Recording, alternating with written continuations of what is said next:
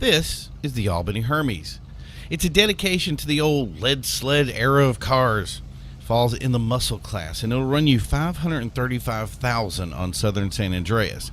But if you logged in on December 25th of 2017, you could have picked one up for free.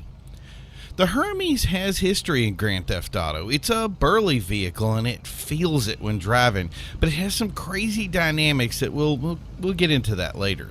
Suffice to say, it's a handful to drive, but has some great looks that helps it present well. One thing I really like is the self-lowering feature. As the car stops, it sinks to the ground. As it drives, it seems to lift up. The features of the car are completely aesthetic though and have few practical applications, which greatly take away from the desire to drive it as well as show it off. And I think that's why you hardly see it being used, even in car shows. So let's get to the testing.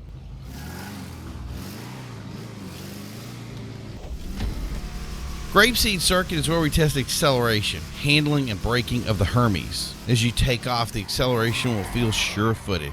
It'll get up to speed fairly well, but once you hit that first turn, it all goes out the window. The car doesn't want to rotate correctly. It seems like the back wheels just aren't doing their job at all until suddenly they do, and you're up on two wheels trying to get it back on the ground. While in the next turn, you're skidding out uncontrolled again. I almost felt like I wanted to ask, which is it? Does it have so much grip that it can flip over, or so little grip that it can't maintain control? The brakes are also completely useless. They seem to lock up or just fail to work, leaving each turn as a gamble of how to enter and leave it. Most will find consistency a difficult acquisition in the car. It did a 135.530, which is 10 seconds off the Vigoro HSW and 7.57 off the Weevil pace per lap, so there's no risk to even try to use it to win a race. Route 68 is where we test top speed, and I was actually amazed the Hermes didn't have any trouble with the course. Its top speed, on the other hand, left a lot to be desired. It accomplished a 156.852, which is about as fast as a Coquette, but it's still 22.757 seconds off the Vigoro ZX HSW and 14.734 seconds off the pace of the Weevil Custom. That's literally being left behind the competition on this course, and the bad handling braking played little part in the failure, but still a gross failure in its entirety. Going down is the dirt section of the course, and here the Hermes was only okay when the course itself held it back. The problem that plagued it on Grapeseeds were just as evident here. The trick to turns was simply to let it rotate through the turn, get set up, and then apply the gas, hoping that you didn't slow down so much that you had to get in the throttle early.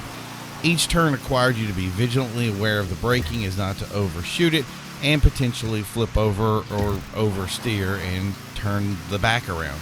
It pulled off a 131.559, which was 7 seconds off the pace of the Buffalo STX per lap. So what's the conclusion? The Hermes can make quite an impression at an old school car show. It takes little investment to get one and make it presentable. The problem is you won't want to drive it to the meet. Nobody will want you on their drive because you can't stop or turn. In short, it looks great in your garage, and that's about it. What's truly unfortunate is the handling of these cars isn't that bad. Sure, they can be slow, underpowered, be bulky in turns, but they're usually heavy and flat. A car like this with drum brakes maybe, but anyone that put any power to one would upgrade the brakes to be more manageable. This is a game. Why beat up your players like this? Let's just assume they did the minimum required effort to keep the car from flipping or spinning at every opportunity, because the car looks great and we would love to take it on a cruise from time to time. I do hope that you have some old car shows that you can take it out to and show it off. I do hope that you'll use the Hermes, and I hope to see some more photo shoots in spite of the problems the car has, because it's a great representation of both historical cars and cars that have history in Grand Theft Auto. Thanks for tuning in. You can say I was really disappointed in the results I got, but I can't say I was shocked. I had always hoped that there would be improvements or optional bennies, but hey, that takes work, and nobody is working on a sub-$1 million car anymore. So until then, like and subscribe. Check out this other testing, and if you have, we will continue to do playthroughs and add testing for future videos. And if you have any input, put them in the comments below.